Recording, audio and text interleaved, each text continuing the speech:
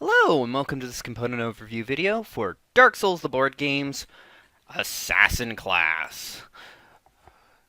In this video, I will be going over the character card and gear cards of the Assassin class itself, as well as thoughts on them. But first, a quick overview of the class itself. The Assassin class is the high dexterity class, but is also as close as you're going to get in the base game to the Sorcerer, as it has, I believe, the highest intelligence in the game currently.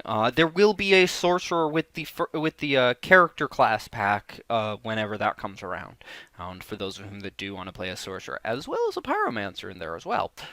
But that's not what we're here to talk about.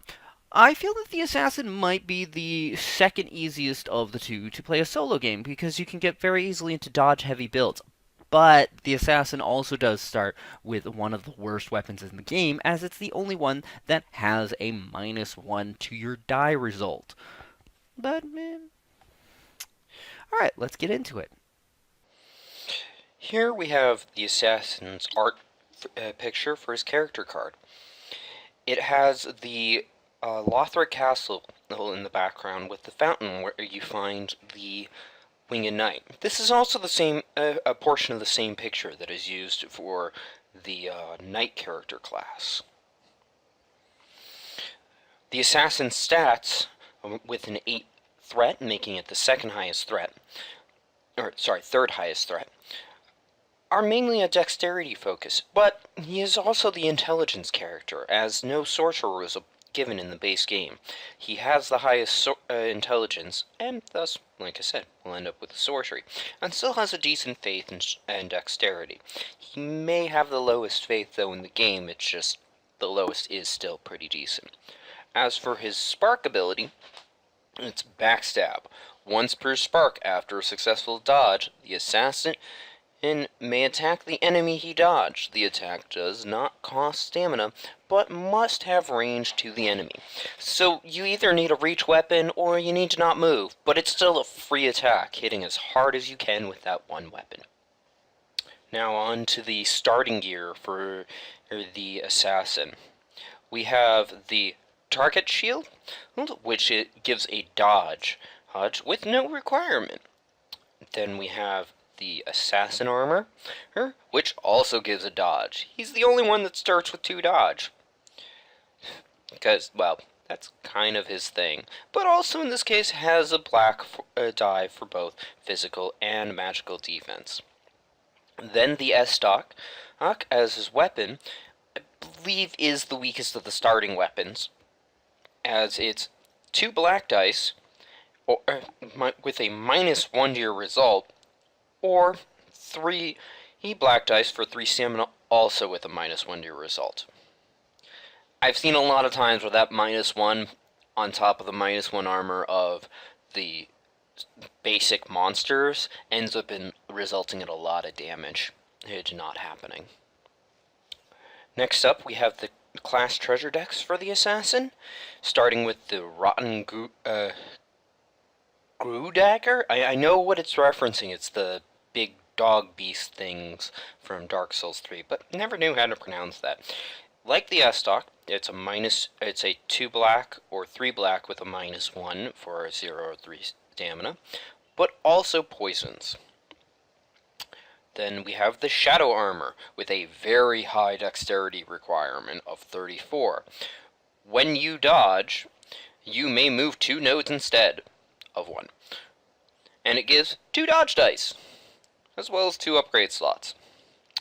Then the Spotted Whip, which also poisons and has a decently high dexterity requirement as well of 30, is for 0 stamina, 2 black dice, -1, and 3 stamina, 1 black die and 1 blue die for also -1. And also gives a dodge amount. See a theme here? And then we move on to the Hornet's Ring, with another 30 dex requirement. Your attack gains 1 orange die, but a -2.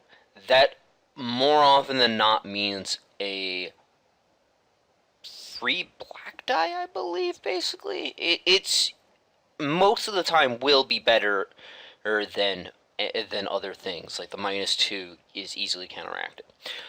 Then we have the composite bow, one of the few range items in the game that aren't magic. It is just like with the dagger here, and the S-stock, a 2 and a 3 black die for 0 or 3 stamina, both with a -1, but in this case, it can't attack at range 0. It also has a dodge value as well, and a range of 4.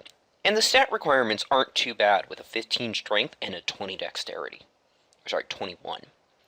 Last, for the assassin, we have his transposed treasure items.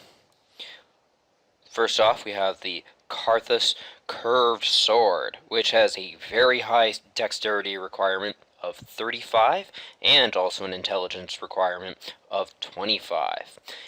It is for 1 stamina, 2 blue dice, then a -1, and then move 1, or for 3 stamina, make it 3 blue die with a -1, then move 1, or just flat out move 2.